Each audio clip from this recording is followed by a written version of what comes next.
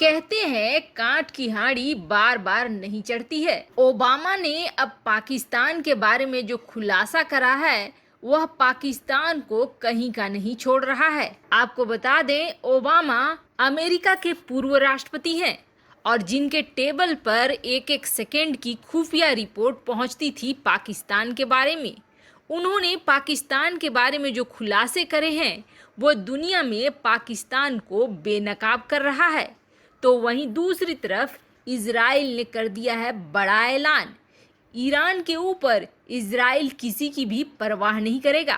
यहाँ तक कि इजराइल ने रूस और चीन को भी चुनौती दे दी है कि ईरान के मामले में दखल न दे, वरना अंजाम सही नहीं होगा। आखिर इजराइल ने इतना बड़ा कदम क्यों उठा लिया? तो वहीं अमेरिका ने अब तिब्बत कार्ड खेल दिया है, जिसका मतलब है कि तिब्बत अब चीन से छिन जाएगा। आखिर क्या है मामला, आइए जानते हैं इन खबरों को विस्तार से। अमेरिका ने चीन से बढ़ते तनाव के बीच तिब्बत कार्ड खेलकर ड्रैगन को बैकफुट पर ला दिया है। ट्रंप प्रशासन ने सहायक सचिव रॉबर्ट ए डेस्ट्रा को तिब्बती मुद्दों के लिए एक खास सचिव नामित किया है, जिसके बाद एक रिपोर्ट तैयार की गई है। और इस रिपोर्ट ने जिस तरीके से तिब्बत में चीन अपनी तानाशाही को दिखलाता है उसको उजागर किया है। अमेरिका के इस रिपोर्ट के बाद ड्रैगन का बौखलाना बिल्कुल तय है। इस रिपोर्ट में कहा गया है कि तिब्बत कभी भी चीन का हिस्सा नहीं हो सकता है। यह एक आज़ाद स्थान है और इसे आज़ाद ही रहना होगा। ट्रंप प्रशासन ने कहा है कि वो पीपुल्स रिपब्लिक ऑफ चाइना और दलाई लामा या उनके प्रतिनिधियों के बीच संवाद को बढ़ावा देने की अमेरिकी प्रयासों का नेतृत्व करेंगे। इसके अलावा वे तिब्बत के अद्वितीय धार्मिक, सांस्कृतिक, भाषाई पहचान की रक्षा भी करेंगे। साथ ही बाकी देशों पर दबाव भी बनाएंगे कि वह तिब्बत की रक्षा के लिए बात करें।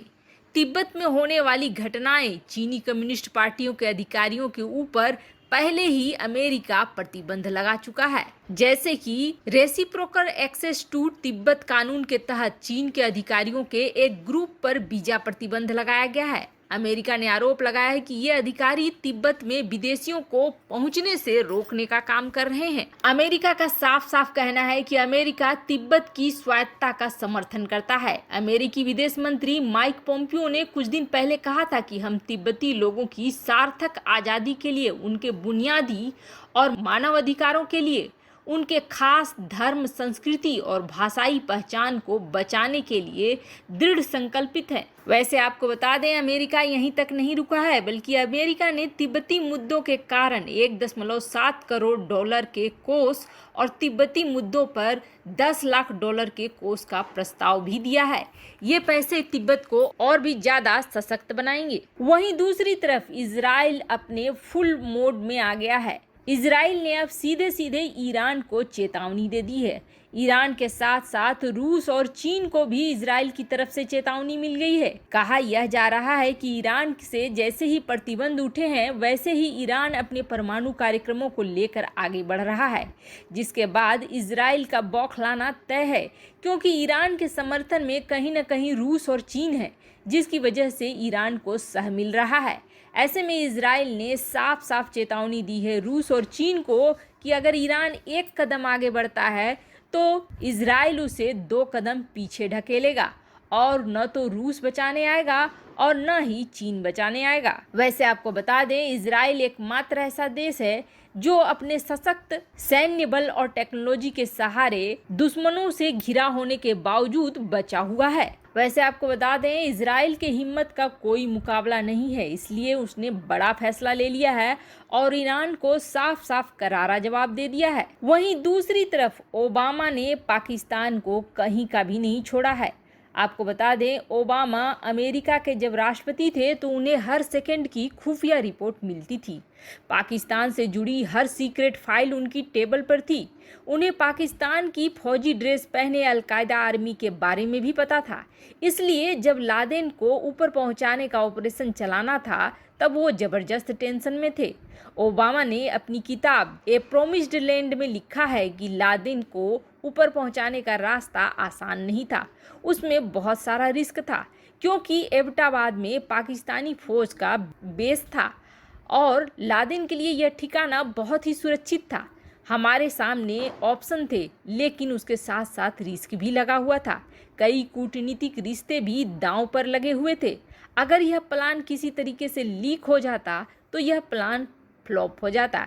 इसलिए बेहद चुनिंदा लोगों को इसकी जानकारी दी गई थी और सिर्फ उनको जानकारी दी गई थी जो उनका किसी भी तरीके से पाकिस्तान से संबंध नहीं है। हमने सिर्फ एक ही बात सोची थी कि किसी भी प्लान में पाकिस्तान को शामिल नहीं किया जाएगा। वहाँ की इंटेलिजेंस एजेंसी अफगानिस्तान सरकार को कमज़ोर करती है, भारत के खिलाफ साजिशें रचती है। ये किसी से छिपा नहीं है कि अमेरिका से मिले भीख के डॉलर्स को पहले ओसामा और फिर हाफिज जैसे लोगों पर खर्च करता है पाकिस्तान। ओबामा की किताब से साफ हो जाता है कि अब अमेरिका की आंखें खुल चुकी है। अमेरिका ने धीरे धीरे पाकिस्तान को भीख देना बंद कर दिया है। इसलिए अब इमरान खान जिनपिंग को अपना माई बाप बताते नहीं थकते हैं। लेकिन जिस तरीके से किताब आई है, पाकिस्तान के लिए किसी को मुंह दिखाना मुश्किल हो गया है। एक तरफ पाकिस्तान हाफिज की ढाल बना हुआ है तो दूसरी तरफ उसकी पोल खोल दी है अमेरिका के पूर्व राष्ट्रपति बराक ओबामा ने अपनी किताब में। पाकिस्तान और उसके पालतू टट्टुओं को लेकर जो खुलासा किया है उससे पूरी दुनिया हैरान है। ओबामा ने ऐलान कर दिया है कि बाजवा की आर्मी में की भर्ती होते हैं। हाफिज सैयद पाकिस्तानी फौज के प्यादे हैं, बिल्कुल ओसामा की तरह। इस बात पर मुहर अब अमेरिका ने लगा दी है। ए प्रोमिस्ड लैंड अमेरिका के पूर्व राष्ट्रपति बराक ओबामा ने अपनी आत्मकथा में सनसनीखेज खुलासे किए हैं। ये किताब नियाजी के पाकिस्तान की काली करतूत का चिट्ठा खोल रही है। ओबामा की इस किताब में बाजवा की अलकायदा ब्रिगेड का काला इतिहास भी लिखा हुआ है। ओबामा ने अपनी इस किताब में खुलासा किया है कि कैसे बाजवा की आर्मी आतंकवादियों को पालती है, पोसती है, कैसे इस तरह के लोगों को लाइसेंस मिल जाता है। दुनिया ऐसे जानती है कि नियाजी का पाकिस्तान एक तरह से ऐसे लोगों के लिए जन्नत का काम करता है।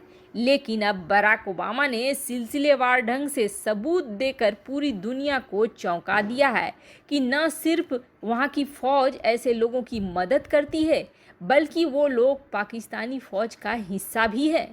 पाकिस्तान की इन्हीं काली करतूतों की सबसे सीक्रेट गवाही अमेरिका के पूर्व राष्ट्रपति बराक ओबामा ने अपनी किताब ए प्रोमिस्ड लैंड में दी है। ओबामा ने अपनी आत्मकथा में पाकिस्तान को दुनिया का सबसे धोखेबाज मुल्क और पाकिस्तानी फौज को आतंकियों की फौज बता दिया है। वैसे आपको क्या लगता है, बराक ओबामा ने यह बतलाने में देर नहीं कर दी? कमेंट करके अपनी राय जरूर बताएं। जल्द मिलते हैं अगले वीडियो में नई खबर के साथ।